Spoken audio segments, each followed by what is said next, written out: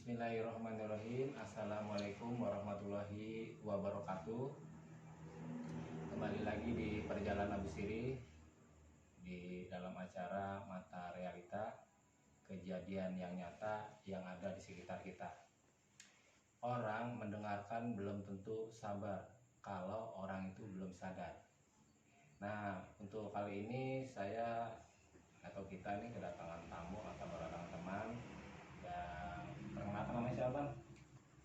Nasruddin. Iya, Bang Nasruddin. Nah, Bang Nasruddin ini kebetulan sedang ikuti perjalanan kita beberapa hari yang lalu, sampai saat ini masih mengikuti. Kemarin perjalanan kita itu sekilas saya kasih tahu, kita ke Cirebon, ke Kuningan, Banjar, Ciamis, dan kemarin terakhir ke Banten. Nah, kali ini saya mau tanyain kesan dan kesannya atau pendapatnya atau kisahnya dari Bang Udin mengikuti perjalanan Abu Siri ini. Coba di flashback lagi yang Bang Udin ingat, rasanya gimana, sensasinya gimana, atau pengalaman gimana selama beberapa hari yang lalu ikut perjalanan bersama Abu Siri. Assalamualaikum warahmatullahi wabarakatuh. Waalaikumsalam warahmatullahi wabarakatuh. Terima kasih banyak Pak Rahmat, Pak Abu Siri.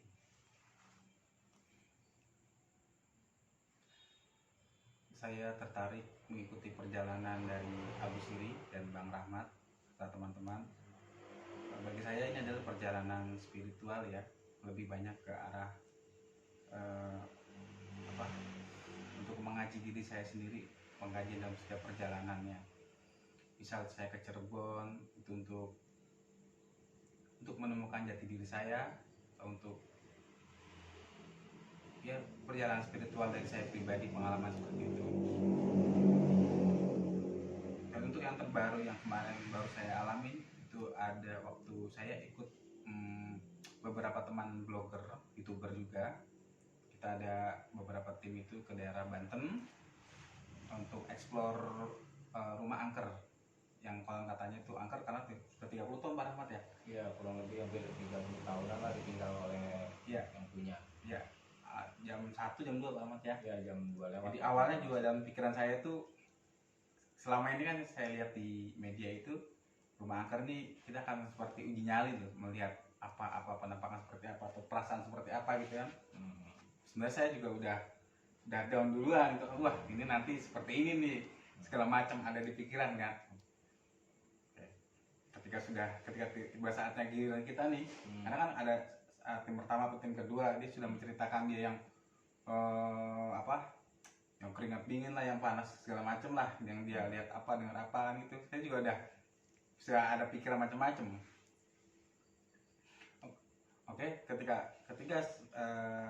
Pak Abu Siri dan timnya, saya ikut juga. Kita perlahan masuk ke rumah itu. Ketika kita sudah masuk ke rumah, itu bukan perasaan yang terus takut apa gimana gitu loh Bang Rahmat. Jadi kayak masuk rumah biasa aja, padahal malam-malam memang. Jadi prasangka yang sebelumnya nggak ada. Memang bangunannya memang rumput terus puing-puing ya, sudah pohon udah banyak menjalar basah kan. Ya pokoknya kalau saya sendiri sini ya nggak masuk lah.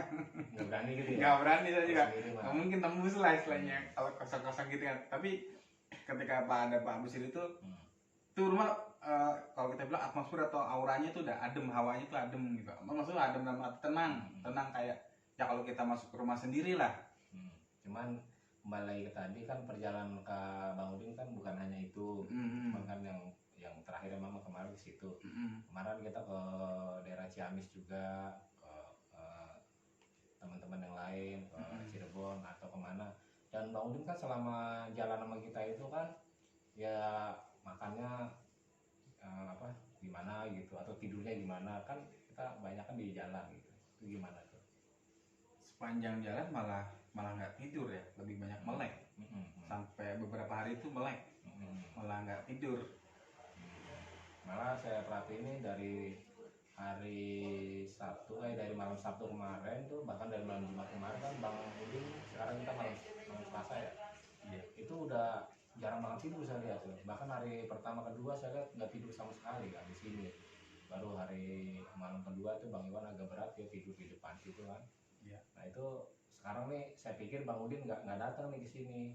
Tadi Abu nanyain, Bang Udin gimana? Paling dia ini tepar nggak kuat istirahat. Ternyata malah datang, berarti kan termasuk kuat gitu. Saya aja udah sering inilah, sering ketiduran lah kalau di jalan atau di mana.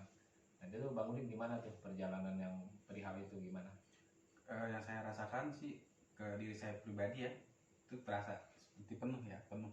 Maksudnya penuh, jadi kayak seperti kita ya adanya kita gitu kan, nggak yang kita berpikir negatif atau macam-macam kemarin gitu ya, ada seperti ya ini penuh gitu, penuh.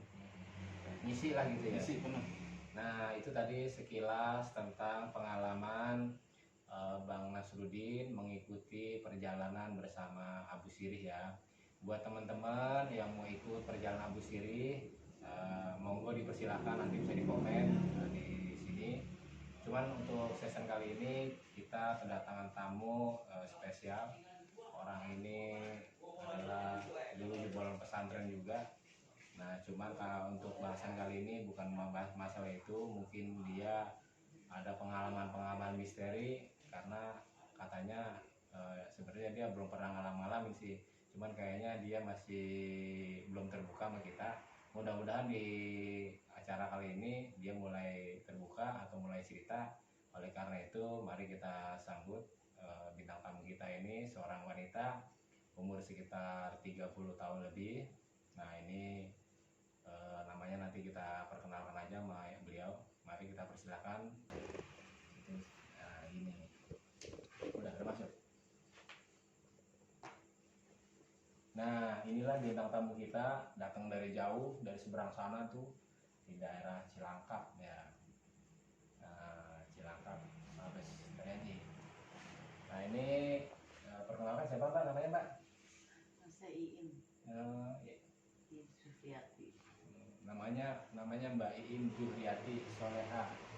Nah, dan mungkin pada kesempatan kali ini Mbak Iin mau cerita apa gitu? Mau cerita pengalaman misteri atau pengalaman rumah tangga atau pengalaman apa nih, boleh bebas. Acara kita adalah acara nyata, acara realita yang ada di sekitar kita. Jadi bebas, lepas, dan apa adanya gitu. Nggak dikarang-karang, nggak dibikin-bikin, karena memang kita kontennya konten biasa, konten nyata gitu. Yang sehari-hari aja. Gimana Mbak Iin? Assalamualaikum warahmatullahi wabarakatuh. Waalaikumsalam warahmatullahi wabarakatuh. Saya cuma pengen ya sebagai notifikasi lah ya. Jadi saya pernah melihat itu ada, kebetulan ini tetangga. Tiba-tiba dia kesurupan.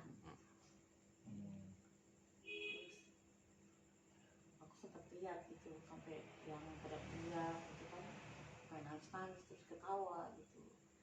Terus setelah itu kan terus keluarganya panik gitu ya, akhirnya dia manggil orang, ternyata orang pinter lah gitu ya. Akhirnya aku sih liatin aja gitu, dibisik-bisikin, kamu mau pergi nih, pergi nggak dari sini gitu kan ya, kayak gitu kayak aneh aja gitu. Itu yang kesurupan laki apa perempuan? Perempuan gitu. Enggak, maksudnya sebenarnya itu nggak ada apa-apa sih kalau aku bilang ya. Jadi kayak dia kayak selalu halu gitu selama dia tinggal di situ gitu. Anaknya yang sering nangis gitu, katanya ada melihat apa gitu di atas di dalam rumah gitu. Iya, terus dianya juga gitu. Kayak ada dengar suara-suara bisikan-bisikan gitu. Iya. Nah, kalau ya, sekarang lanjut. jadi dia ngontrak gitu di sebelah itu kontrakan gitu. Pas suatu ketika dia pindah dari situ karena dia nggak betah, karena itu di situ nggak aman, karena ada aura-aura mistis gitu kan dia bilang gitu. Akhirnya aku pernah ke situ, jadi aku punya tamu, punya teman, aku ajak ke situ. Kebetulan dia indigo gitu. Iya. Indigo itu maksudnya gimana pengertiannya? Ya, indigo itu sebenarnya jadi dia bisa tahu gitu, bisa lihat, bisa tahu di situ tuh auranya kayak gimana, terus dia bisa lihat juga kalau misalnya ada sesuatu yang dibilang halu, yang membuat halu-halu itu gitu. Iya. Nah pas di situ lagi ngobrol-ngobrol, situ kan kosong tuh, nggak ada apa-apa ya. Itu aku izin dulu sama yang punya kontrakan gitu.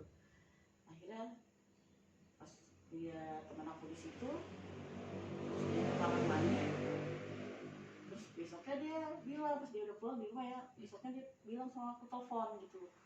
Nah, benar ternyata, jadi teman kamu itu yang pernah ngontrak di situ itu kesurupan, ternyata bener di situ ada itu gitu. Ada itu Kalau apa? aku sih belum pernah Ada- dikasih lihat gitu, belum pernah. Ada itu kuntilanak Ada. apa? Ada penghuni Dia ya? sih iya. Ada makhluk halus yang ganggu. Iya, bukan sebenarnya ganggu sih enggak.